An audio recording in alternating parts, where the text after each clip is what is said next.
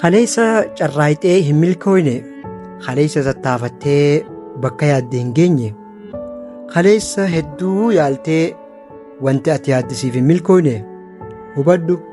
Guyyaan kaleessaa seenaa tahee dabree jira. Guyyaan har'aa garuu si harka jira. Har'a if duubatti deebitee jalqaba kee jijjiiruu yoo dadhabdellee bakka amma jirtu kanarraa kaatee dhuma kee jijjiiruu dandeessa. Kufuu fi cabuun dhuma jireenyaatii miti. Qilleenuu cabxu malee lukkuun hin dhalattuu beeki. Kanaafuu kufaatii kaleessaa odeessuu fi kufaatii kaleessaa sodaachuu dhiisi. Kufaatii kaleessaatiin ammas tarkaanfii haaraa fudhachuu hin sodaatin. Kanaafuu fuulduratti tarkaanfadhu, sodaachuu lakkisi.